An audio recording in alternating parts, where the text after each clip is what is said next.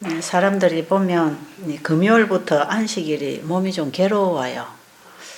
그리고 안식일 지나고 일요일이 돌아오면 몸이 많이 회복되는 얘기들을 참 많이 해요. 그래서 치료되는 이 안식일, 여러분 몸에서 지금 어떤 통증이 지나가고 이 고통이 한 번씩 지나갈 때마다 우리 몸은 열심히 거기서 지금 싸움을 하고 있어요. 계속 병과 더불어 지금 싸우고 있는데, 아마 제 생각에 그런 생각이 들어요. 이게 안식일이 되면서 몸에 이 면역성이 일어나면서 이 치유가 일어날 때에 일어나는 그런 호전 반응, 이것이 아프면서 자꾸 치료되는, 아프면서 회복되고, 여러분이 암이 있는 한부가 어떤 때 통증이 심하면서 나중에 보면 줄어가고, 아프고 나면 줄어가고 그런 게 있어요. 그런 거 아마 경험하실 거예요. 근데 사람들이 금요일 저녁부터 안식일 이 가정에서 많이 아파해요. 안식일은 안 아프고 그냥 나와버리면 좋겠는데, 아픔을 많이 호소하는데 나중에 지나고 보면 뒷날 보면 굉장히 생생하게 좋아졌다 이런 얘기를 들어보는데, 아마 지금 여러분도 그런 경험을 하고 있는지 잘 모르겠어요. 어쨌든 여러분이 여기 계시는 동안에 이 통증이 한 번씩 지나갈 때 너무 절망은 하지 마세요. 이게 사망의 통증이 있고 생명의 통증이 있어요. 살아나는 통증이 있고 죽어가는 통증이 있어요. 여러분들이 항암제를 많이 쓰고 일반 생활을 하면서 아야 하면 계속 이제 죽어가는 통증일 수가 있는데, 통증이 없던 사람들이 여기 와서 뭐 통증이 일어나는 사람들도 있어요. 분명히 좋아지고 있는데 통증이 일어나고 있다.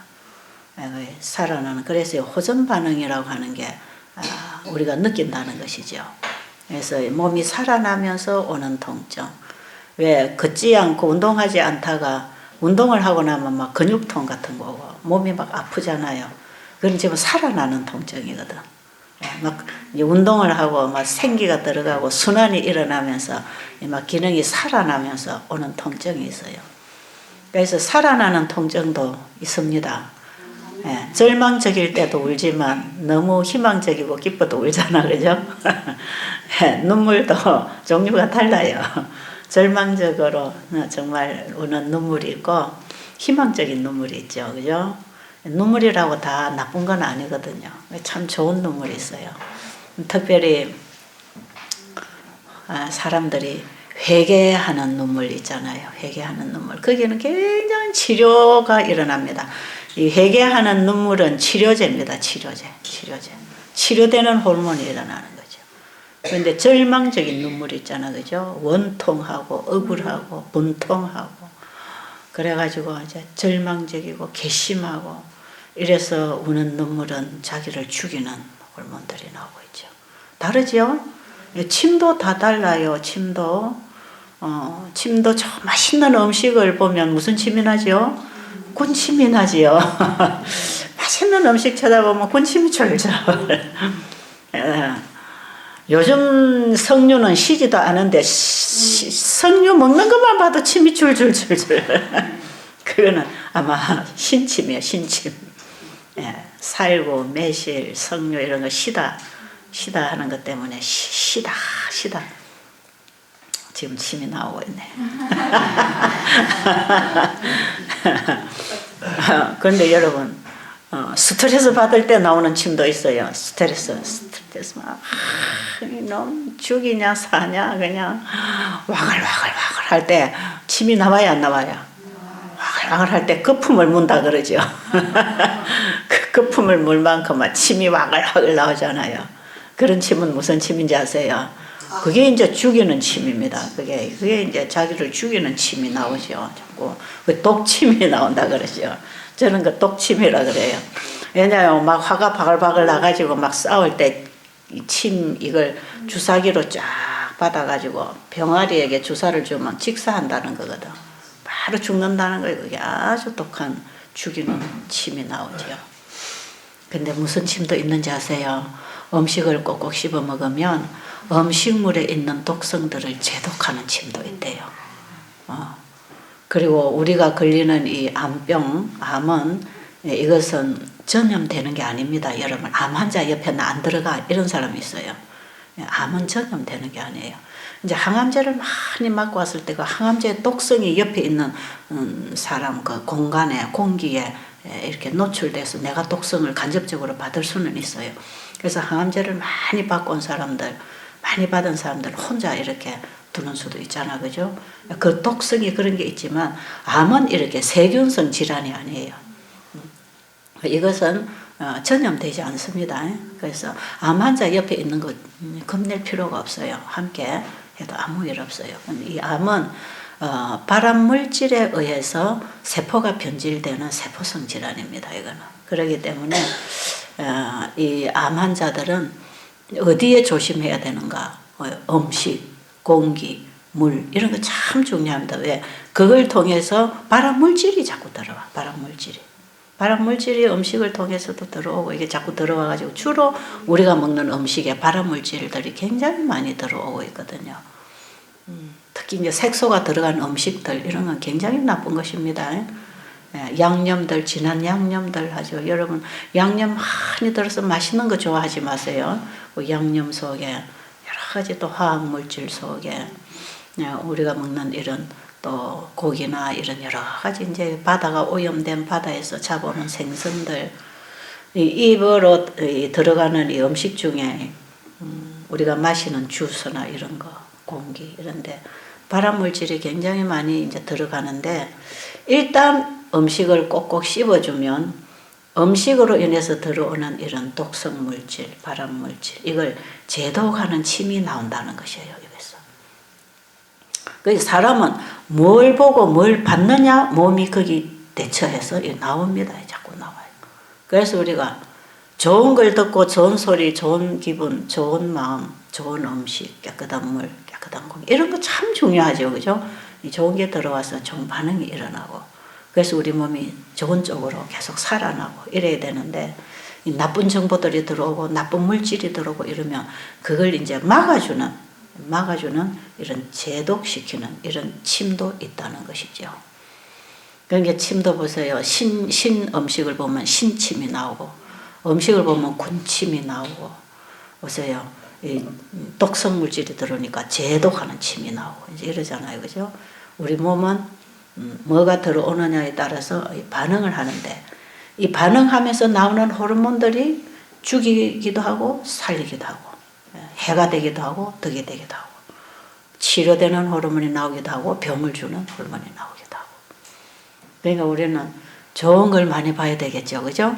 좋은 걸 많이 보고 좋은 생각을 많이 하고 좋은 말을 많이 하고 좋은 음식을 먹고 좋은 일을 하고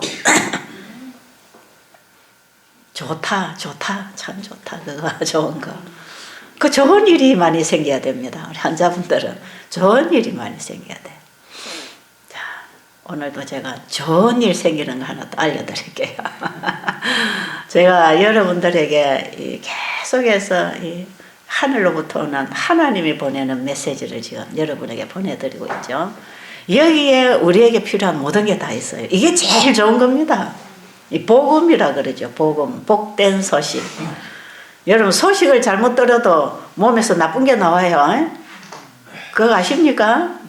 어떤 분이 그래요. 미국에 공부하러 간 아들이 교통사고가 나서 지금 의식불명 상태, 회복이 불가능한 상태. 집에 연락이 왔어요. 여러분 부모님들이 그 소식을 듣고 몸이 어떻게 반응할까요?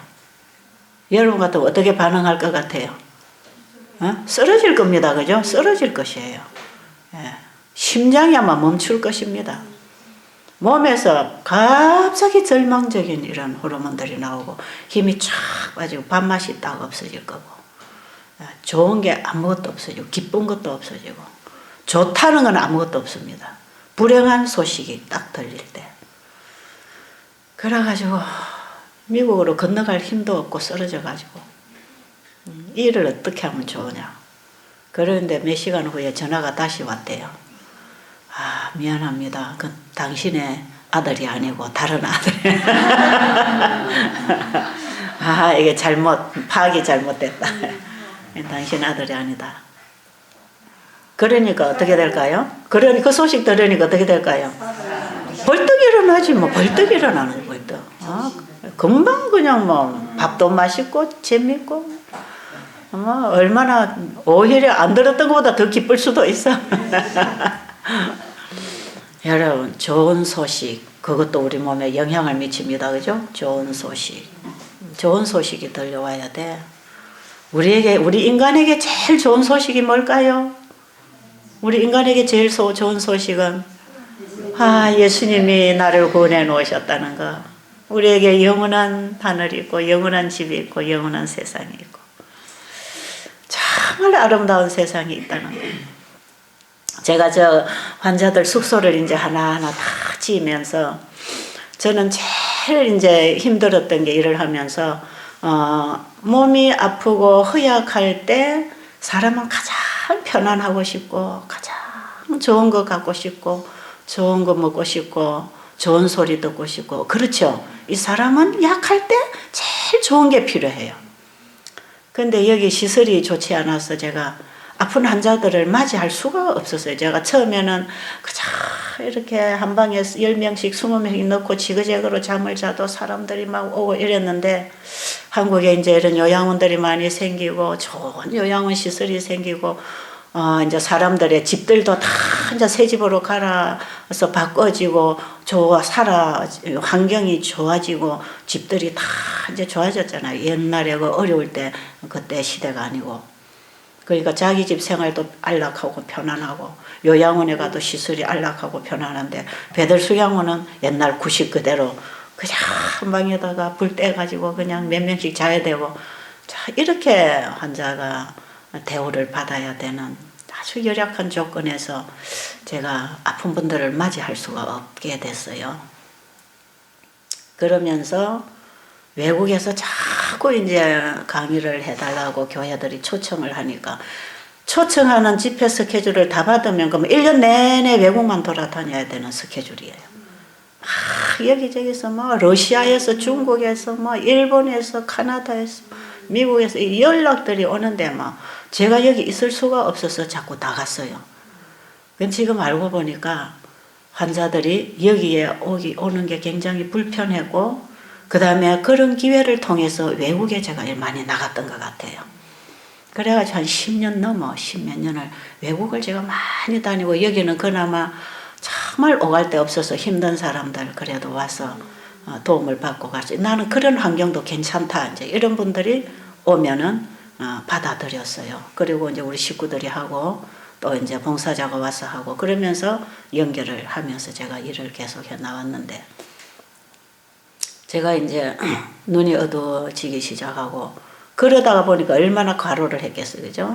이제 과로를 제가 많이 해가지고 쓰러지고 이러면서 이제 시력이 이래 가게 되고 이러면서 다니기가 너무너무 불편해서 이제 못 다니겠다. 그러면서 제가 다시 집으로 들어오게 되고 집에 들어와서 옛날에 내가 스레터 지붕 밑에 그냥 몇 명씩 이렇게 한 방에 넣어놓고 봉사를 그때처럼 오갈 데 없는 사람이 오면은 내가 그래도 밥 먹여주고 봉사를 해야 되겠다. 그래서 제가 나는 그렇게 그냥 그 환경에서 일을 하겠다 생각하고 집에 들어왔어요. 들어와서 그래도 도배를 하고 다시 막 이래 좀 청소를 하고 이불도 새로 사다 놓고 이래 깨끗하게 그나마 깨끗하게 해가지고 환자를 받아들이기 시작했는데 이 채집사가 집에 와 있다 하는 소문을 듣고 사람들이 또 막 몰려드는 거예요. 저 가면 뭐 병이 나고 저 가면 뭐가 복음이 있고 저 가면 뭐 희망이 있다는 걸 사람들이 알아요. 그러니까 그 좋은 시설에 다니던 사람들이 여기 가면 병이 잘 낫는다대요. 그러고 막 또 들어와요. 그런데 사람은 데리고 오는데 어디 재울 방이 있어야죠. 그래가지고 이제 어떤 교회 집사님이 자기 진짜 전도하고 싶은 구도자가 있었는데 데리고 왔는데 뭐 방이 없으니까 다른 요양원으로 가라고 제가 보냈더니 안 가는 거예요. 그래 우리 사무실 방에 같이 자고 있었어요. 제가 그때 사무실 방에 자고 있었거든요. 사무실 방에 같이 이래 자면서 이분들이 하루 자면서 그래요. 이렇게 복음 사업을 하고 있는데 우리가 십시일반으로 모아가지고 집을 하나 지어주자 이렇게 된 거예요. 그 온 집사들이. 집사가 3명이 왔는데 그러자 이래가지고는. 그런데 사실은요, 그 소리를 그 사람들이 하고 갔지만 그 사람들이 그 2분은 여기 참여를 안 했어요. 한 분은 자기가 어렵게 참여를 해주고 그 소문이 나가지고 오히려 온 사람들이, 환자들이 다 나도 할게 해가지고 한 사람이 1,000만 원씩 내가지고 이 저 환자 저 여자 일생활관 짓잖아요. 아유, 저걸 짓는데 얼마나 기분이 좋았겠어요, 제가. 그 소문이 딱 들리니까 나도 참여할게 이러더니 그 다음날로 바로 통장으로 돈이 들어오는 거예요. 그때 그래도 생활에 여유가 있는 분들이 오셨던 것 같아요. 그래가지고는 바로 그냥 뭐 허가 신청하고 설계하고 막 그래가지고 막 설계서 갖다 주고 집을 다 짓기 시작하는데요. 정말 작은 돈을 가지고 그래도 이쁘고 편리하게 지으려고 생각을 참 많이 돌려가면서 지금 이 짓고 보니까 불편한 게 참 많지요. 제가 다시 지으라면 또 더 잘 지을 거예요. 근데 그때 제가 최대한으로 좁은 공간에 편리하게, 그래서 방 하나하나 사이에 복판에 이 화장실을 넣어놓으니까 참 불편하잖아, 그죠? 방 하나에 화장실이 하나씩 이래 딸려야 되는데 거기까지 여유가 안 돌아갔어요. 그런데 제 믿음이 그것밖에 안 됐어. 그렇게 해도 누군가가 도와줬을 건데 제 믿음이 그것밖에 안 돼가지고 최고로 싸게, 최고로 저렴하게. 그래서 사실 저게 한 2억 정도 들어가지고 저 다 지었는데 요즘 같으면 어림도 없지요. 그거 떼내줬으면 저거 수억이 들어야 되는 그런 집이에요. 근데 그걸 한 20명이 참여하니까 2억이 되잖아요. 그걸 가지고 그걸 얼마나 제가 저렴하게 그걸 지었는지 몰라요. 그래가지고 집을 예쁘게 짓고 거기다 침대를 갖다 놓고 이불을 갖다 놓고 거기다가 이제 이렇게 준비를 하고 꽃을 사다가 갖다 놓고 왜냐하면 환자들이 오면 좀 기쁘라고, 기분 좋으라고. 좋은 게 들어오는 것도 중요하잖아. 좋은 소리도 중요하지만 좋은 걸 보는 것도 중요하고 좋은 걸 먹는 것도 중요하고 다 중요하잖아, 그죠? 최대한으로 아픈 분들에게 좋게 해드리자, 좋게. 그래가지고 일단 그 집을 짓고 또 이 집을 짓게 되고 다 지어졌어요. 하여튼 그렇게 해서 지어졌어요. 어쨌든 그래가지고 이 집을 하나하나 지어나가고 나중에 청소를 하고 닦고 깔고 이렇게 하면서 제가 기분이 얼마나 좋았겠어요. 예. 그 해봐야 나는 그 한밤도 안 자는 방인데 너무 거기 와서 환자분들이 좋아할 거 생각하니까 제가 막 기분이 좋은데. 그러냐 그때 우리 봉사하는 집사님이 한 분 있었어요. 미국에서 이 부부가 와가지고 봉사를 했는데 저하고 같이 침대를 놓고 청소를 하고 하면서 그 집사님이 그래요. 원장님은 이렇게 좋은 집에 좋은 환경에 이래 살면 천국이 생각이 안 날 텐데요. 저보고 그래요. 그래서 나 그런 소리 하지 마라. 나는 좋은 걸 보면 볼수록 그게 하늘하고 연결되고 좋은 집을 지으면 질수록 하늘 집하고 연결되고 좋은 음식 먹으면 먹을수록 하늘 음식하고 연결되고 나는 이 땅에서 좋은 걸 보고 누리는 것만큼 하늘이 빨리 가고 싶은 사람이다. 전 실제로 그래요. 근데 어떤 분들이 와가지고 아이고 집사님은 이래 좋은 환경에서 이래 행복하게 사는데 뭐 천국이 따로 없네요. 뭐 여기서 살고 싶겠네요. 그래요. 천만의 말씀이에요. 좋은 자연을 보면 볼수록 하늘이 얼마나 그리워지는지 몰라요. 하나님은 우리에게 좋은 걸 주셔서 더 좋은 곳을 바라보게 하신다 이 말이에요. 사람은 가지면 더 가지고 싶고 알면 더 알고 싶고 그죠? 보면 더 보고 싶은 거 있잖아요. 하나님 우리에게 영혼을 사모하는 마음을 주시고 더 좋은 것을 좋아하는 그런 마음을 주셨어. 여러분 좋은 것을 이 땅에서도 누리시기 바랍니다. 이 땅에서도 제일 좋은 걸 누리면 더 좋은 게 그리워지게 돼 있어. 그럴까요? 네, 그래서 저는 돌아다니다 보면 우리 수양을 딱 오면 참 기분 좋아요. 일단 공기가 너무 좋아. 우리 쪼매는 거 막내딸, 손녀딸도 바깥에 나가다 딱 여기 차에 딱 내리면 우리 집에 공기가 제일 좋다 이래요. 그 쪼매는 게 그것도 다 느껴. 너도 그거 느끼냐고 내가 그러면 네 그래요. 진짜 여기 오면 공기가 좋지요. 얼마나 또 아름다워요. 지금은 이제 가을이 접어들고 추워지니까 이 꽃들도 없어진데 봄 돼봐요. 여기가 너무너무 예뻐요. 동산에도 철쭉이고 주변에도 잔디 쫙 깎아놓고 꽃이 다 피고 있으면 너무너무 예뻐요. 그림 같아요. 쳐다만 봐도 하늘이 그리워요. 저는 다 쳐다보면서 이 꽃이 너무 예쁘다. 잔디밭은 너무 예쁘고 너무너무 예쁘네. 그럴수록 하늘에 가서 영원히 살지. 이거는 조금 살다가 버리고 다 썩어질 건데 영원히 썩어지지 아니할 집, 그거 잘 지면 기분 좋겠지요. 얼마나 좋겠어요. 그래서 우리는 이 땅에서도 하나님께서는 좋은 걸 주십니다. 온갖 우리에게 좋은 것들은 하나님께로부터 온 것입니다. 그 좋은 걸 볼 줄 알고 좋은 걸 먹을 줄 알고 좋은 걸 누릴 줄 알고 그걸 나눌 줄 알고 살아라 이 말이죠. 그러면서 우리는 하늘이 더 그리워지게 되고 더 빨리 가고 싶고 더 가고 싶어요.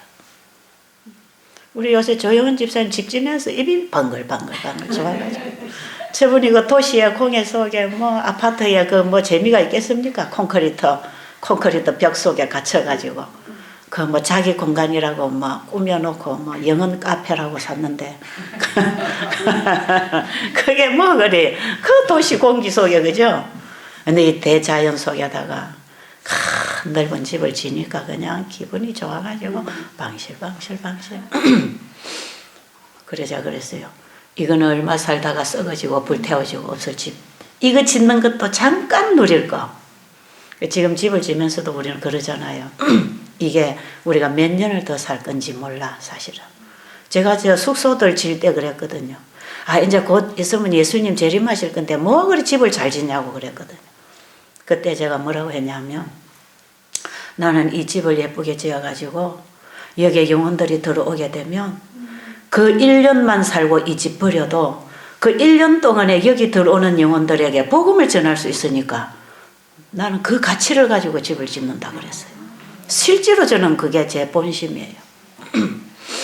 내가 이렇게 환경을 만들고 집을 이렇게 지어 놓을 때 누가 올 겁니까? 여기 찾아와서 쉬는 사람들이 올 거잖아.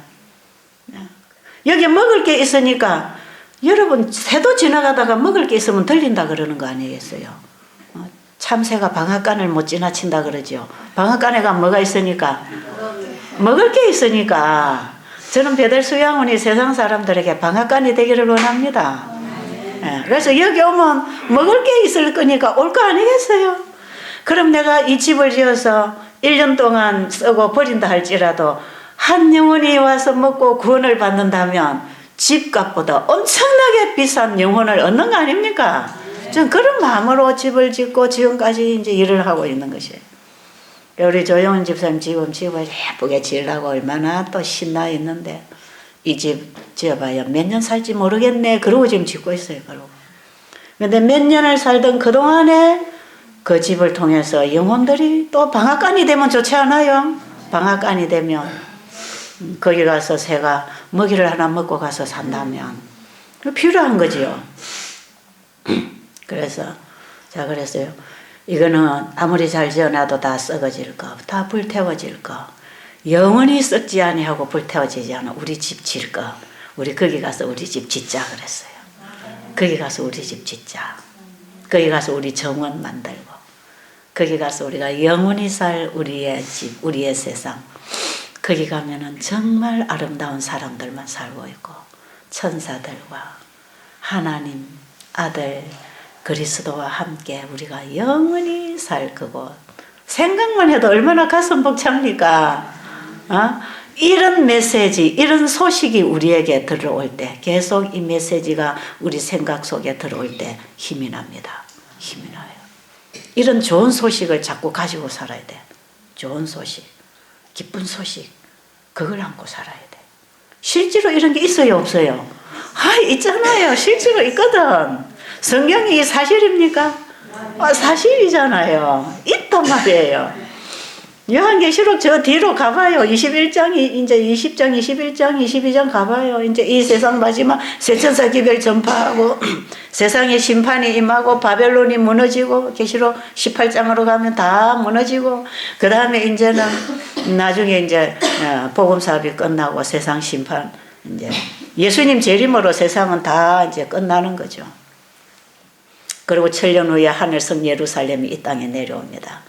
그 하늘성 예루살렘이요 정사각형 높이와 넓이와 깊이가 똑같아요. 이게 우리 한국식으로 사이즈가 얼마인지 제가 아직 그 계산은 안 해봤는데 정사각형의 이 예루살렘 성에 구원받은 사람들이 거기 다 들어와 있습니다. 그 성이 이 땅에 내려온다고요. 하나님과 예수님과 구원받은 백성들이 이 땅에 그 성 안에 다 있습니다.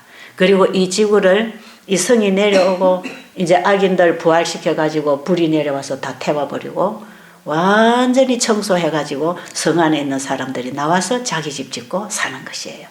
그 땅이 어디냐? 바로 여기 이 세상입니다. 이 세상. 이 세상이 다시 재창조될 거다 이 말이에요. 그런데 그 성을 보니까요. 정사각형의 높이와 길이와 넓이가 똑같은 이 정사각형이요. 전부 정금으로 되어 있어요. 12보석으로 12문이 나 있고요. 그걸 보면서 제가 금덩어리 지금 요만한 거 하나 가져도 돈이 얼마입니까? 그런데 참 전주 진주 보석으로 성이 다 만들어져서 여러분 우리가 지금은 완전히 흑암 속에 죄악 속에 여기서 하나의 빛이 있다면 그리스도를 영접한 하나님의 자녀들이 비치는 빛 그 외에는 다 흑암입니다. 다 흑암. 이런 세상에 우리가 지금 살고 있지 않습니까? 지금도 우리는 하늘을 향해야 빛이 들어옵니다. 아십니까? 하늘에서 복된 소식, 희망이 있고 빛이 있고 거기에 우리의 희망이 있는 그곳을 우리가 계속 바라봐야 되는 거지. 이 세상 거 자꾸 바라보고 이 썩어질 육신 이거 자꾸 바라보지 마세요. 이 육신으로는 혈과 육으로는 영생을 얻지 못해요. 이 몸은 다 썩어지고 없어지고 우리 안에 예수 그리스도의 생명이 있을 때 우리는 그 생명으로 인하여 영생하는 몸으로 부활할 것입니다. 오늘은 그 부활 얘기 조금 해드릴게요. 참 신나는 얘기. 저는 이런 복음을 연구하고 깨닫고 공부할 때요. 저는 한 3일씩도 잠 안 자고 밥 안 먹은 적이 있어요. 너무 좋아도 밥맛이 없어. 너무 좋고 너무 가슴이 벅차고 너무 황홀하고 감격해도요. 밥 먹을 마음이 없더라고요. 제가 한 번은 저 안면도에 그 요양원 개원 집회가 있어서 제가 거기서 집회를 하면서 사실 제가 이 집회할 때 말씀 연구하면요. 집회하기가 싫어요. 이 말씀에 푹 빠져가지고 막 이 시간도 아까워요. 그냥 가고 싶지 않아요. 이 연결이 자꾸 되니까. 사실 제가 아침에 일어나서 이 말씀에 푹 빠지다 보면요. 여기 나오기가 싫어요. 여기 나오기 싫어요. 아이고 예배 시간도 공부하는데 방해가 될 때가 참 많아요. 여러분을 위해서 나와야 되는 거라. 제가 그렇게 말씀에 깊이 빠져들어가는 때가 한두 번이 아니에요. 제가 한 번은 안면도에 가서 집회를 하고 있는데 우리 서울중앙교회가 집회를 주최를 해가지고 김영수 목사님하고 같이 집회를 했어요. 그런데 밥을 먹는데 이제 제가 이 말씀에 빠져갖고 깨달은 말씀을 사람들에게 전하고 아침에 오전에 오후에 저녁에 막 집회를 하잖아요. 밥을 갖다 먹고 이제 그 목사님들하고 식사를 해야 되는데 전 밥이 안 먹고 싶은 거예요. 그게 밥을 안 먹어요. 왜 집사님 밥 안 먹습니까? 글쎄요. 너무 가슴이 벅차가지고 좀 밥맛이 없다고. 그런데 그 뜻이 무슨 뜻인지 이제 옆에서는 잘 모르는 거죠. 그 다음 날도 밥맛이 없어요. 왜? 이 가슴 속에 이 하늘이 딱 들어와 있으니까요. 그냥 밥맛이 없어지대요. 그때 깨달은 진리가 바로 부활의 생명. 부활이 뭔가? 부활할 때 우리가 입고 나오는 그 내가 누군가. 이걸 딱 알고 나니까요. 밥맛이, 밥 먹을 마음이 없어. 배가 안 고픈 거예요. 예. 하늘에 양식이 꽉 들어와가지고 배가 안 고파요. 제가 그 이후부터 어느 집회를 가든 이 복음만큼은 내가 전해야 된다. 어제까지 가신 분은 손해입니다. 이거 못 듣고 갔기 때문에. 우리 홈페이지 가면 제가 이런 거 설교 많이 해서 올려놔서 여름 집에 가서 심심하면 한번 들어가 보세요. 베델수영을 홈페이지 들어가면 뭐 어쨌든 제가 나름대로 깨달아서 그때 사람들에게 얘기해 준 얘기들이 많이 올라가 있으니까 여러분 가서 들어보면 아마 많이 올라가 있을 거예요. 수백 개 올라가 있어요 지금. 여러분이 얼마든지 거기 들어가면 저 최집사가 무슨 얘기를 했나 한번 들어보고 싶으면 집에 가서 볼 수가 있는 거예요. 자, 왜 예수를 믿어야 되는가? 그 이유입니다. 왜 우리가 꼭 예수를 믿어야 되는가? 다른 신은 안 돼. 다른 어떤 것도 안 돼. 우리 인간에게는 오직 예수 그리스도 외에는 우리를 구원할 자가 없다는 거. 그 왜 그런가? 우리가 예수를 믿어야 할 이유가 있어요. 그리고 예수를 어떻게 믿어야 되는가? 그거 알아야 됩니다. 왜? 구원에 이르는 믿음도 있고 구원에 이르지 못하는 믿음이 있거든. 구원에 이르는 믿음은 어떤 믿음인가? 그거 중요하겠죠. 이게 바로 돼야 우리가 영생의 부활에 참여하는 것이고 이게 안 되면 사망의 부활에 참여해서 둘째 사망에 들어갑니다. 이게 확실해요. 그렇기 때문에 우리는 내 구원 문제를 분명히 하기 위해서는 어떤 신이 아니고 예수를 믿어야 됩니다. 예수를. 자, 이제 제가 성경을 다 찾을 수도 있겠지만 그냥 짚고 넘어가다가 제가 또 중요한 부분에 가서 제가 성경을 좀 찾아드릴게요. 요한복음 1장 1절부터 보면 태초에 말씀이 계시니라. 태초에 뭐가 계셨다고요? 말씀이 계시니라. 여기서부터 여러분 짚어야 돼요. 태초에 말씀이 계시니라. 맨 처음 이 태초는 창세기 1장의 태초하고는 다릅니다. 창세기 1장의 태초는 천지가 창조된 시작이고 요한복음 1장 1절의 태초는 창조되기 이전부터 계셨던 하나님, 태초부터 계셨던 하나님이신 예수 그리스도. 예수가 누군가? 요한복음 1장 1절에 요한이 태초에 말씀이 계시니라. 이 말씀이 하나님과 함께 계셨으니 이 말씀은 곧 하나님이시니라. 그 말씀으로 말미암아 만물이 창조되었고 지은 것이 하나도 그가 없이는 된 것이 없느니라. 그 안에 생명이 있었으니 이 생명은 사람들의 빛이라. 빛이 이 땅에 왔지만 사람들이 빛을 알아보지 못했다. 그런데 그 빛이, 그 말씀이 육신을 입고 이 땅에 오신 분이 예수 그리스도라. 예수 그리스도는 세상을 심판하려 하심이 아니요 자기 백성을 죄로부터 구원하기 위하여 오신 구원자라. 누굽니까? 예수 그리스도. 요한복음 1장의 내용에 여러분이 오늘 다시 읽어보세요. 아주 중요한 게. 자, 그러면 이제 보세요. 우리가 살고 있는 이 세상은 죄인들이 살고 있는 곳이에요. 대우주 속에 이 지구는 죄인들이 모여 살고 있는 작은 집입니다. 작은 집. 지구라고 하는 집.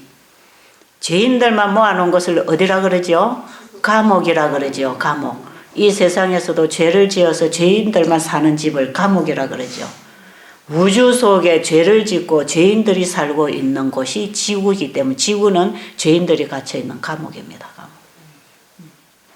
그래서 우리는 지구 밖을 나갈 수 없는 지구라고 하는 공간 안에서만 우리가 왔다 갔다 살 수가 있는 것이지 바깥에 가서 살 수가 없어요. 거기는 죄가 없는 세상입니다. 대우주가 지금 존재하고 있습니다. 우리 사람이 살고 있는 이 세상을 사도 바울이 말에 의하면 일청 하늘이라고 그럽니다. 이 대기권, 일청 하늘. 그 다음에 천사들이 있고 이 우주가 있는 이 세계는 이청 하늘. 하나님의 보좌가 있는 곳을 삼청 하늘이라고. 사도 바울은 삼청 하늘에 가보았다 그래요. 계시 가운데. 그죠? 자, 그러면 우리 지구는 우주 속에 죄인들이 살고 있는 곳. 죄인이 스스로 하나님 앞에 갈 수도 없고 우주에 다 살 수 있는 회복이 불가능했기 때문에 하나님이 이 지구에 오셔서 우리의 죄를 속량하시고 그를 믿는 자들을 전부 회복시켜 주기 위하여 하나님이 사람이 되어 이 땅에 오신 분이 예수 그리스도입니다.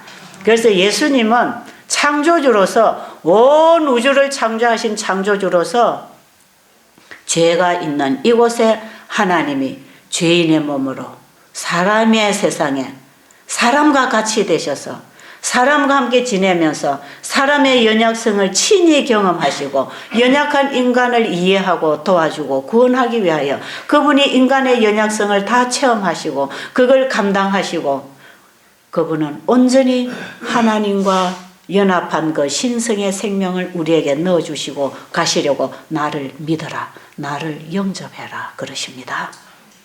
자, 예수 그리스도는 우리의 잃어버린 영생을 다시 가져다 주려고 오셨어요. 자, 보세요. 이제 여기서부터 다시 또 짚어야 돼요. 자, 죄가 뭐였습니까? 죄가 뭐예요? 죄는 하나님의 말씀을 불순종한 게 죄입니다. 죄는 불법이요. 죄는 불법이요. 이 세상에서도 죄는 불법입니다.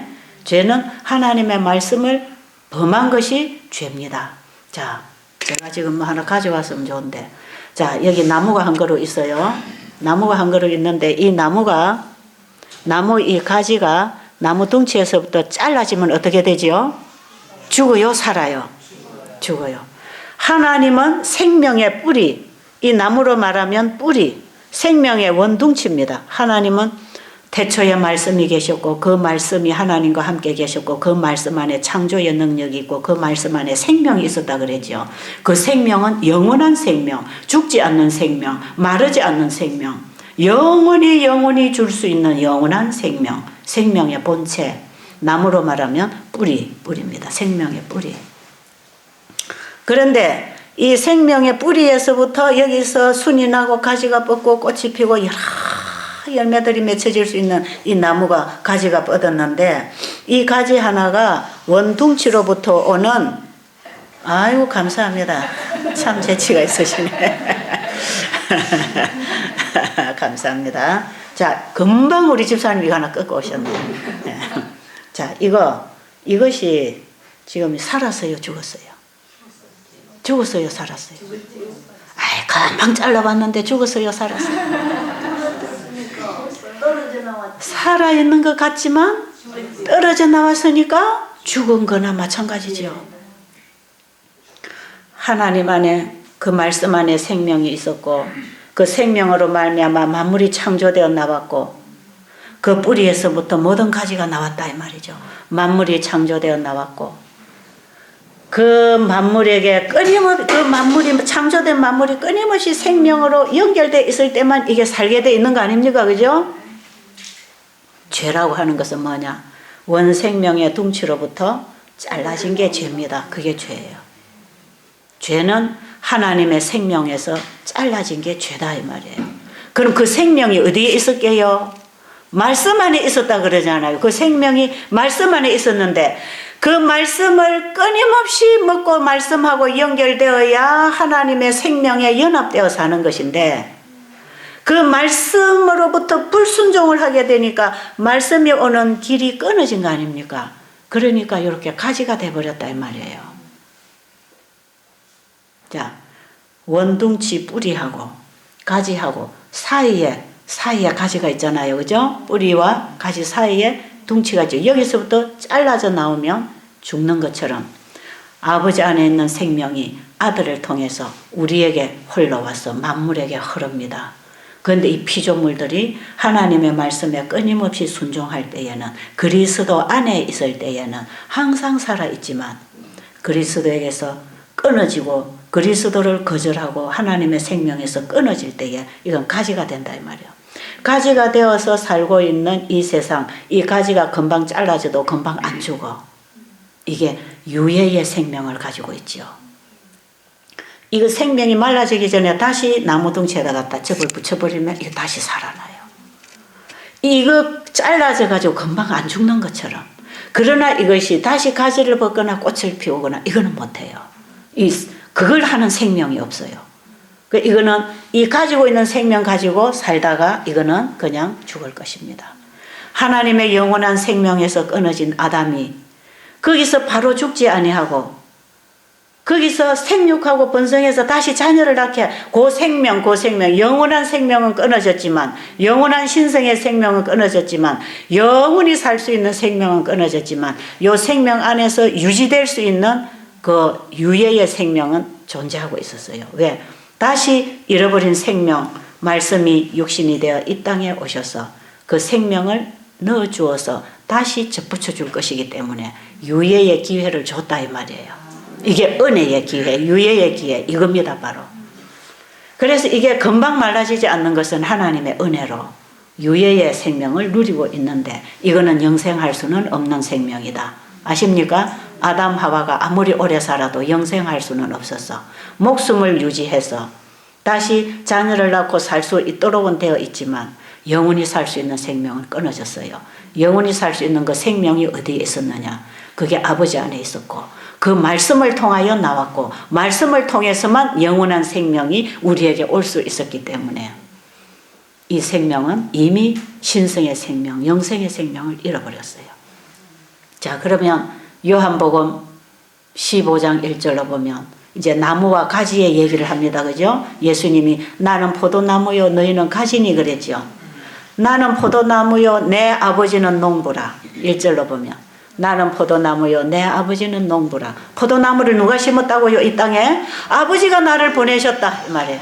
아버지가 아버지 안에 생명을 우리 인류에게 넣어주라고 예수님을 이 땅에 보내셨다 이 말이에요. 그래서 나는 포도나무요 내 아버지는 농부라. 그 다음에 나는 포도나무요 너희는 가지라. 아버지가 포도나무를 이 땅에 씨를 심어가지고 포도나무가 나왔는데 그분이 예수님이라. 그러면 아버지의 생명에서 끊어져 가지가 되어서 말라 죽어가는 우리에게 내게 와서 접붙임을 받으라. 너희가 내 안에 내 말이 너희 안에 거하면 무엇이든지 원하는 대로 이루리라. 예수님에게 와서 접붙임을 받으라고 하는 얘기가 내 말을 받아라 이런 뜻입니다. 너희가 내 안에 내 말이 너희 안에 거하면 다시 산다 이 말이에요. 그 예수님은 누구였지요? 말씀이 육신으로 오신 분 아닙니까? 그 생명이 어디에 있었다고요? 말씀에 있었습니다. 하나님의 신성의 생명이 말씀 안에 있었고 그 말씀이 육신을 입고 이 땅에 오신 예수는 우리와 똑같은 육신이지만 그분이 가지고 온 생명은 무슨 생명이죠? 영생하는 생명. 그래서 우리가 요한복음 1장 12절에 보면 영접하는 자, 곧 그 이름을 믿는 자. 그래서 예수를 믿는다 하는 건 무슨 뜻이냐? 그분을 내 안에 영접했다는 뜻입니다. 그렇죠? 예수님이 내 안에 영접되었다 이 말. 예수님 내 마음에 들어오셨다. 내 주인이 되었다 이 말이에요. 그래서 예수를 근성으로 믿으면 안 돼요. 예수님을 마음에 영접해야 돼요. 그래서 에베소 3장 17절에 보면 믿음으로 말미암아 그리스도를 너희 마음에 계시게 하라 그랬어요. 믿음으로 말미암아 그리스도를 너희 마음에 계시게 하고 그 사랑 가운데서 살아가라 이 말이에요. 그래서 예수님이 내 마음에 영접되면 예수님의 사랑으로 인해서 살아갑니다. 예수님을 사랑하기 때문에 봉사도 하고 예수님 사랑하기 때문에 전도도 하고 예수님 사랑하기 때문에 구제도 하고 예수님 사랑하기 때문에 복음도 전하고 예수님 사랑하기 때문에 예수님 말씀에 순종하는 것입니다. 그 모든 일의 동기는 예수님을 사랑하는 마음입니다. 이 사랑이 내 안에 들어오면 성령의 새롭게 하시는 변화가 일어납니다. 이걸 거듭나는 경험이라 그래요. 예수님이 내 마음의 전부가 되어 있어야 합니다. 예수님이 내 사랑의 대상이 되어야 됩니다. 그래서 예수님이 내 마음에 들어오면 남편을 사랑하고 아내를 사랑하고 자식을 사랑하고 돈을 사랑하고 누구를 사랑하고는 뒷자리로 가고 예수님 사랑이 전부가 됩니다. 여러분 그렇게 되어 있습니까? 내 마음 중심에 예수님이 최고의 자리에 전부가 되어 있습니까? 이 사람은 예수님을 영접한 사람이에요. 예수님을 내 마음에 영접하지 아니하면 내가 좋아하는 내 기호에 맞는 내 뭐가 내 안에 다 있어요. 그게 재물이든지 명예든지 그게 내 뭐든지 자존심이든지 내 자식이든지 남편이든지 아내든지 간에 이게 다 내 속에 들어있는데 예수님이 내 안에 영접되면 요것들이 뒤로 다가고 내 마음 중심에 예수님이 딱 좌정하십니다. 마음의 성전이 회복됩니다. 예수님이 내 안에 주인이 되십니다. 그 예수님이 내 안에 들어오시는데 뭘로 들어오시는가? 사랑으로 역사하십니다. 그래서 예수님이 나에게 이 엄청난 사랑을 베풀어 주셨다는 걸 깨달을 때 내가 그 주님을 그렇게 사랑하게 됩니다. 보세요. 마음을 다하고 목숨을 다하고 뜻을 다하여 주 너희 하나님을 사랑하라. 그리고 내 이웃도 그렇게 사랑하라 그랬죠. 여러분, 마음을 다하고 목숨을 다하고 뜻을 다하여 주 너희 하나님을 사랑하라. 사람으로서는 불가능입니다. 마음을 다하고 목숨을 다하고 뜻을 다하여, 그게 뭡니까? 우리의 영과 혼과 몸이 온전히 그분을 온전히 사랑하라. 온전히 그분밖에 없다 이 말이에요. 그렇게 사랑하라는 것입니다. 그런데 우리 인간은 그렇게 안 되게 돼 있어요. 안 되게 돼 있어요. 어떻게 할 때만 그렇게 되는가? 예수님이 나를 어떻게 사랑하셨는가를 알 때에만 됩니다. 아십니까? 사랑은 반응하는 것이기 때문에, 상대적으로 반응하고 일어나는 것이 사랑이기 때문에, 마음을 다하고 목숨을 다하고 뜻을 다하여 나를 사랑하신 그분을 우리가 분명히 알게 될 때 내 마음에서 그 사랑에 반응이 일어납니다. 우리 아까 침 나오는 거 얘기했죠. 전부 반응이다 이 말이에요. 반응이. 신앙이라고 하는 것은 하나님의 사랑에 반응하는 결과입니다. 그분의 사랑에 반응한 결과지 내가 하는 게 아니다 이 말이에요. 신앙이라고 하는 것은 내 쪽의 행위가 아니고 하나님이 행하시는 일입니다. 그게 신앙생활이에요. 이런 걸 믿음으로 말미암는 의다 그럽니다. 자, 그러면 내가 목숨을 다하고 뜻을 다하고 마음을 다하여 주님을 사랑하고 있다. 이건 뭡니까? 주님이 나를 그렇게 사랑하셨다는 것을 내가 받아들였다 이 말이에요. 아시겠어요? 그 복음을 받아들일 때 내 안에서 그 마음이 일어납니다. 그래 하겠습니까? 여러분 보세요. 내가 목마를 때 누가 물 한 잔을 다 갖다 줬다. 고맙습니까? 얼마만큼 고맙지요? 물 한 잔만큼 고맙다 이 말이에요. 그렇겠죠? 막 무거운 짐을 끌고 힘들게 가는데 누가 짐을 탁 들어줬다. 고맙습니다. 얼마만큼요? 무거운 짐에서 자유케 된 것만큼 고맙지요. 그만큼 고마운 거예요. 누가 여기다 집을 한 채 탁 지어줬다. 고마울까요? 얼마만큼? 집 한 채 지어준 것만큼 고맙지요. 내가 빚이 10억 정도의 빚이 져서 내가 도무지 헤어날 수도 없고 우리 가족이 동반 자살을 하고 싶었는데 누가 돈 10억을 갖다 빚을 갚아줬다. 그러고 내가 빚으로부터 자유케 돼서 우리 가족과 함께 행복하게 살 수 있다. 평생 돈 벌어다가 다 갖다 줘도 안 아깝습니다. 아십니까? 그만큼 고마운 것이에요. 사람은 반응하게 되어 있습니다. 반응하게 되어 있어요. 살리는 것은 영이니 육은 무익하니라. 내가 너에게 이르는 말이 영이요 생명이라. 우리 몸은 반응체라는 거예요. 사람의 마음은 반응한다는 것입니다. 반응. 스스로 하는 게 아니다. 육은 무익하니. 내가 살리는 것은 영이요. 육은 무익하니. 외부로부터 에너지가 들어와야 됩니다. 자, 그러면 마음을 다하고 목숨을 다하고 뜻을 다하여 주 너희 하나님을 사랑하라. 이거는 뭐 하라는 것입니까? 내가 너를 그렇게 사랑했다는 것, 제발 그걸 좀 믿어달라 이 말이에요. 제발 그거 좀 믿어달라. 네가 정말 그 사실을 알고 믿는다면 거기에 네 안에서 일어나는 반응이 온다 이 말이에요. 그래서 십자가의 사랑을 반응하는 사람은 날마다 십자가를 지고 삽니다. 누구든지 나를 따라오려거든 자기를 부인하고 자기 십자가를 지고 나를 따르라 그랬잖아요. 그게 내가 하는 게 아니고 내 쪽에서 하는 행위가 아니고 주님이 해주신 그분의 사역이다 이 말이에요. 그래서 우리의 신앙은 내 행위가 아닙니다.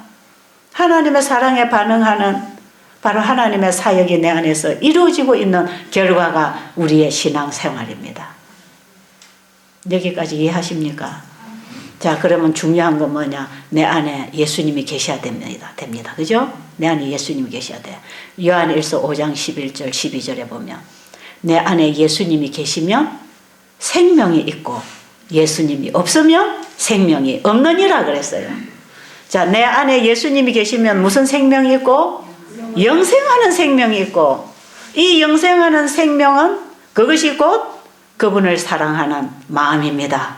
아십니까? 우리의 마음에서는 그 생명이 사랑으로 역사합니다. 사랑으로. 하나님의 신성의 생명이 아들을 통하여 우리의 마음에 사랑으로 전달되고, 그 사랑을 우리의 마음에 받아들였을 때에 우리 안에서도 사랑으로 역사하는 믿음에 의하여 살아가게 되는 순종이 일어납니다. 자, 그러면 내 안에 예수님을 사랑합니다 하는 마음이 있습니까? 내 마음에 진짜 나는 예수님 사랑하기 때문에 주님을 위해서는 뭐든지 다 드려도 아깝지 않고 뭐든지 다 포기해도 주님만 모시고 있으면 천국을 가진 것이기 때문에 나는 행복하고 편안하고 영원한 희망이 있습니까? 그 신앙을 소유해야 됩니다. 아십니까? 그래서 진짜 예수님을 믿는 사람은 세상 사람들처럼 비굴하게 살지 않아요.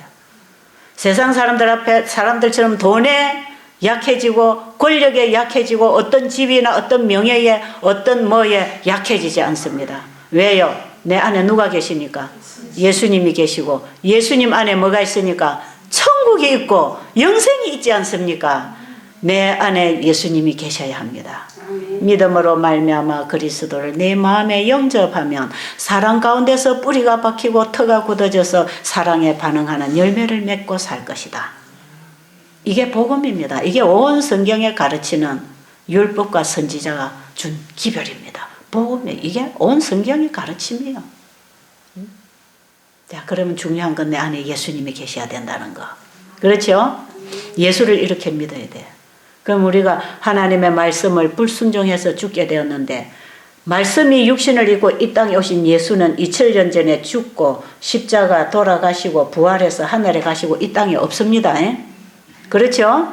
그런데 지금 우리는 그 예수를 어떻게 믿습니까? 말씀을 통해서 받아들입니다. 그래서 이 성경은 예수님의 십자가가 있었기 때문에 우리에게 온 복음입니다. 아시겠죠? 예수님의 십자가가 없었더라면 성경이 우리에게 올 수도 없어요. 성경은 누구의 말씀이다? 하나님의 말씀이다. 그 말씀 안에 뭐가 있었다? 생명이 있었다. 그 말씀은 하나님 안에 있는 신성의 생명이 있는 그 말씀이 성경을 통해서 우리에게 왔다 이 말이에요. 그러니까 이 세상에 어느 책보다 우리에게 구원의 복음을 주는 건 성경밖에 없습니다. 예수님에 관하여 예수님을 믿으라고, 예수님이 어떤 분인지 우리에게 예수님을 소개하는 게 성경이고, 우리는 성경을 통해서 예수를 믿어야 합니다. 그 예수님이 누구라 원래? 하나님이시라. 그 안에 영생이 있고 그 안에 우리를 죄로부터 구원해내는 능력이 있고 죄로 더불어 싸워 이길 수 있는 권세가 있고, 그 말씀이 우리의 영혼을 사로잡을 때 우리는 죄로부터 구원을 받습니다. 그 말씀이 우리에게 와서 죄의 사슬에서 끊어내고 하나님의 사상으로, 하나님의 신성의 마음으로 바꿔줍니다. 하나님의 말씀이 글자로 읽어지지만 이 글자가 우리의 마음의 내용으로, 뜻으로 들어왔을 때 우리 안에서는 주님 사랑하는 마음으로 변합니다. 그래서 우리는 말씀을 통해서 예수님의 사랑을 만나는 것입니다. 자, 그러면 우리가 이 땅에 태어나서 아무리 잘 살고 잘 입고 잘 먹는 게 소용이 없고 누구를 영접해야 돼요? 예수님을 영접해야 돼. 그럼 이 나무 가지가 된 우리 지구에 살고 있는 모든 인류들은 이렇게 살아봤자 죽은 거나 다름없는 가지가 되어 있는 이런 상태로 우리가 태어났는데, 예수님을 영접하면 이게 다시 영원한 생명에 접붙임을 받는 것입니다. 그럼 이게 다시 열매를 맺고 일어날 수 있을까요? 그래서 그리스도 안에서 성령의 열매가 맺혀지는 것이지, 그리스도 바깥에서 착해가지고 성령의 7가지 열매를 맺어 나가는 게 아닙니다. 그리스도 안에서 그리스도의 생명을 받았을 때 그 신성의 능력에 의하여 우리의 삶의 열매들이 맺혀질 때 사랑과 희락과 화평과 충성과 온유와 절제가 다 이루어지게 되어 있는 것이에요. 이렇게 열매를 맺고 사는 사람을 보면 아, 저 사람은 예수 믿는 사람이구나 하는 게 알아진다 이 말이에요. 그래서 너의 행위로 네 믿음을 증거하라 그랬거든요. 내가 진짜 예수님을 영접하고 예수님 안에 살아가고 있는지 네 행위로, 네 삶으로, 네 열매로 증거해라 이 말이에요. 이게 진짜 구원에 이르는 신앙이고 믿음입니다. 여러분, 내 안에 지금이라도 예수님 영접하세요. 그럼 이렇게 예수님 내 안에 영접되어서 우리가 열매를 맺고 성령의 열매를 맺고 살아가다가 이 세상에 어떤 풍파를 만나고 사고를 만나서 죽을 수도 있고 수명이 다해서 죽을 수도 있고 우리의 가정에 어떤 문제가 닥칠 수도 있지만 내 안에 예수 그리스도가 계시면 예수님이 내 안에 영접된 그 자체로 우리가 죽으면 여러분 이 나무 가지가 요대로 있다가 죽으면 썩어지겠지만 요 안에 영생하는 생명이 들어와서 이 가지가 만약에 나중에 때가 되어서 수명이 돼서 다 죽었다 할지라도 그 안에 생명이 있단 말이에요. 우리가 이 땅에 사는 동안에 예수님의 생명하고 연결되는 그 생명을 받아야 됩니다. 그 생명을 받아야 되는데 이제 이걸 이제 성경에 보면 이제 고린도전서 15장에 보면요. 이제 이게 부활장하고 이게 전부 다 연결이 되는데 자, 한번 봅시다. 고린도전서 15장에 12절부터 보면 여기 죽은 자의 부활이 나옵니다. 여기 그죠? 죽은 사람이 어떻게 부활을 하는가 나오죠? 그리스도께서 죽은 자 가운데서 다시 살아나셨다 전파되었거늘 너희 중에서 어떤 이들은 어찌하여 죽은 자의 부활이 없다 하느냐. 우리가 죽었다가 다시 산다는 얘기를 여기서 하고 있고요.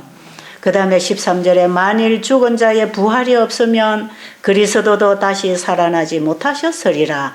예수님이 부활하셨지요. 그러니까 우리도 살아날 거 확실하지요. 예, 14절에 그리스도께서 만일 다시 살아나지 못하셨으면 우리가 전파하는 것도 헛것이요. 또 우리가 하나님의 거짓 증인으로 발견되리니 우리가 하나님이 그리스도를 다시 살리셨다고 증거하였습니다. 만일 죽은 자가 다시 살아나는 일이 없으면 하나님이 그리스도를 다시 살리시지 아니하셨으리라. 그러니까 우리도 다시 살아난다는 것입니까? 예수님이 부활하셨어요. 예수님 부활하셨어요. 예수님은 말씀이 육신으로 오셔서 말씀으로 사셔서 그 말씀을 잃어버리는 죄를 짓지 않았기 때문에 예수님은 영생하는 생명을 가지고 계셨기 때문에 그분은 그 생명으로 말미암아 다시 부활했습니다. 자기가 가지고 온 생명으로 부활하셨죠. 자, 그러면 이 부활이 어떻게 일어날 것인가? 로마서 8장은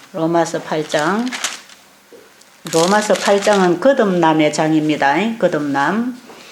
로마서 8장은 우리가 이제 로마서 6장도 어떻게 거듭나는가? 그리스도와 합하여 죽고 다시 살고 그 안에서 행하고. 그래서 이제 로마서 6장에 보면 침례, 거듭남 이런 얘기가 나오고, 그 다음에 우리가 거듭난 이후에도 이런 여러 가지 갈등이 있고 죄에부터 우리가 넘어지고 이런 연약한 부분이 있지만 우리가 그리스도 안에 완전히 그분 안에 있을 때에는 절대로 우리가 죄의 종이 되지 아니하고 우리가 성령의 생명의 법 안에서 하나님의 율법의 요구를 이루어지게 산다고 그랬어요.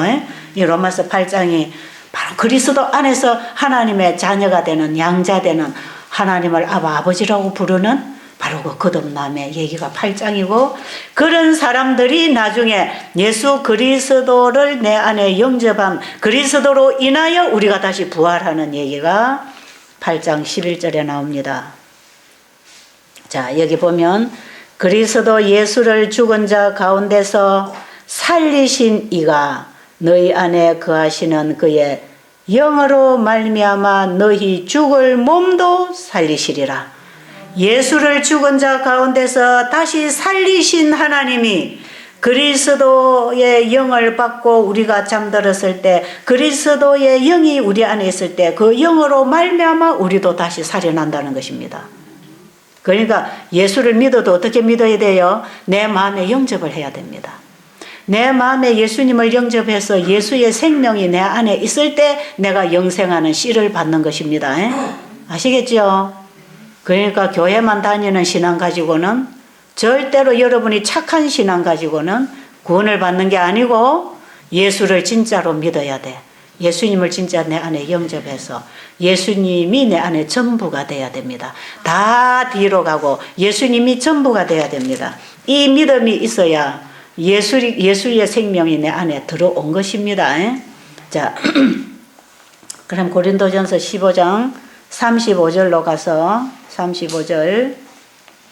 자, 누가 묻기를 죽은 자들이 어떻게 다시 살아나며 어떠한 몸으로 오느냐 하리니 어리석은 자여 네가 뿌리는 씨가 죽지 않으면 살아나지 못하겠고 네가 뿌리는 것은 장래의 형체를 뿌리는 것이 아니요 다만 밀이나 다른 것의 알갱이 뿐이로되 하나님이 그 뜻대로 그에게 형체를 주시되 각 종자에게 그 형체를 주시느니라.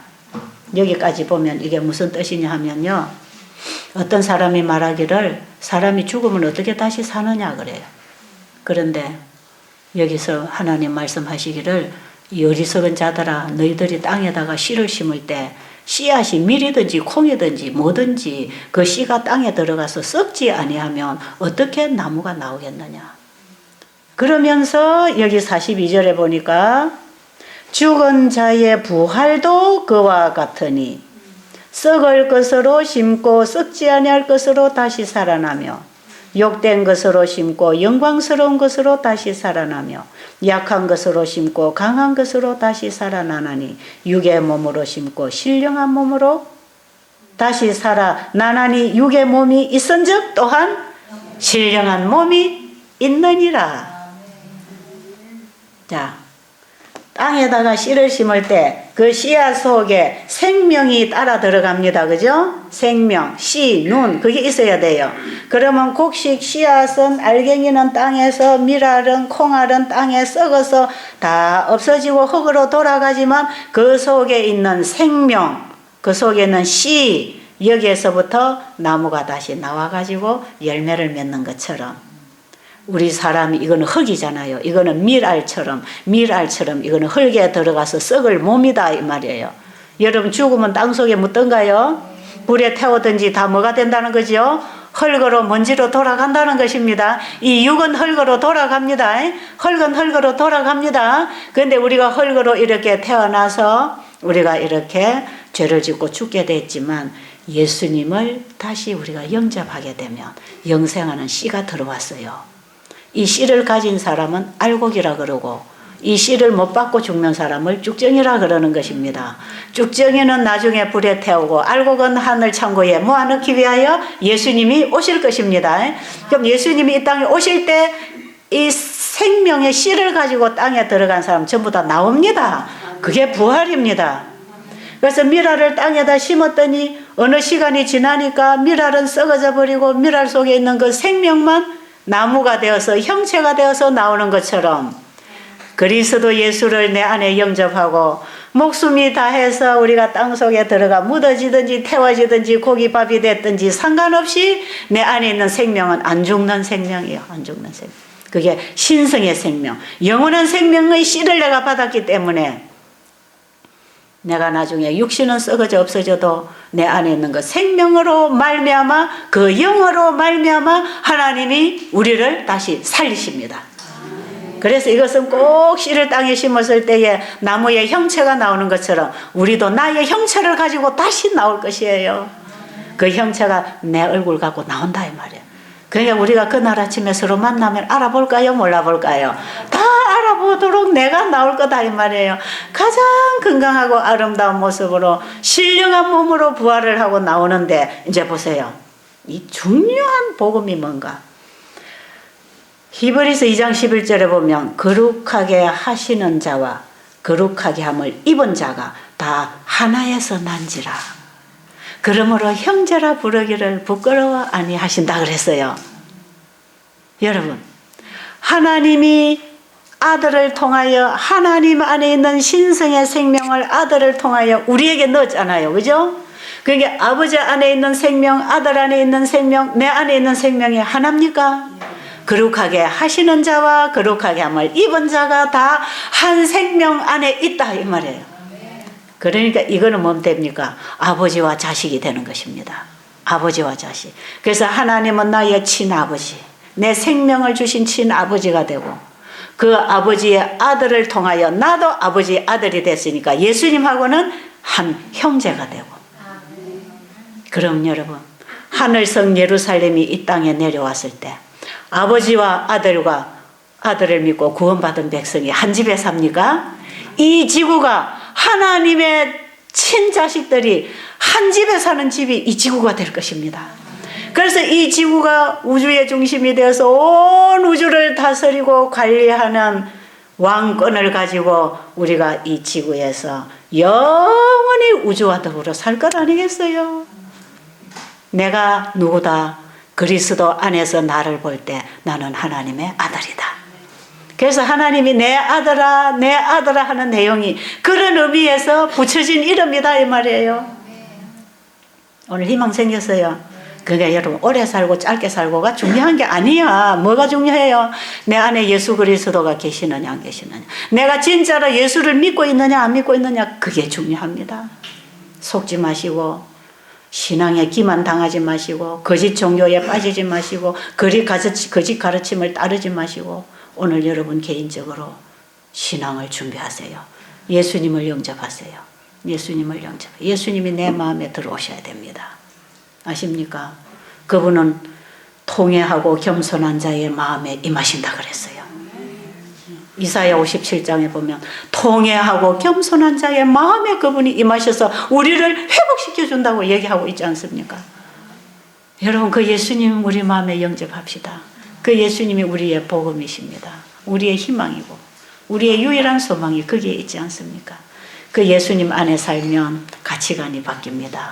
우리가 누구다? 내 신분이 뭐다? 하나님 자식이다.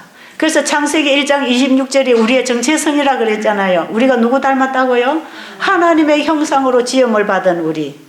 하나님의 형상으로 다시 회복하되 원래 창조된 것보다 더 좋은 쪽으로 갑니다. 더 좋은 쪽. 죄가 있는 곳에 은혜가 더했다는 뜻이 뭐냐? 이 지구에 죄가 들어와서 우리가 원래 인간은 천사보다 못하게 지어졌어요.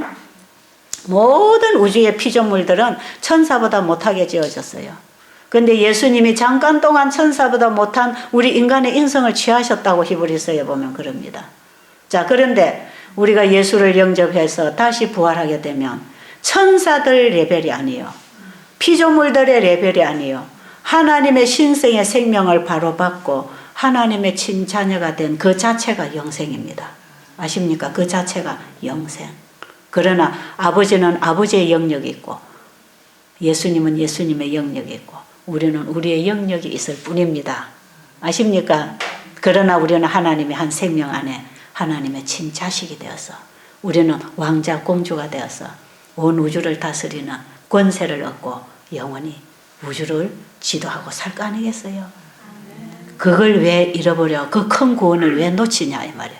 그 큰 구원을 놓치지 말라 이 말이에요.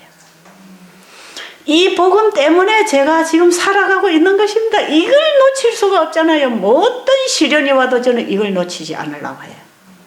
이 목숨 이거는 별거 아니에요. 이거 뭐 몇 년 더 사나 덜 사나 이거 별거 아니에요. 세상 거 더 가져보나 덜 가져보나 별거 아니에요. 그냥 먹고 살면 되는 거예요. 그냥 이거는 우리가 영생을 얻기 위하여 살아가는데 하나의 수단이 돼야 되는 것이지 이 재물이나 명예나 이 세상의 부가 우리의 목적이 되면 안 된다 이 말이에요. 우리의 목적은 뭐다? 잃어버린 영생을 회복하되 예수 그리스도를 통하여 죄가 있는 곳에 더 큰 은혜가 와서 우리가 더 좋은 자리에 올라갈 거 아닙니까? 하나님의 보좌 우편에 함께 앉게 될 것입니다. 아이고 신나는 복. 이리 좋은 걸 가지고 이걸 안전하고 어떻게 사냐 이 말이에요. 이걸 안전하고 어찌 살아?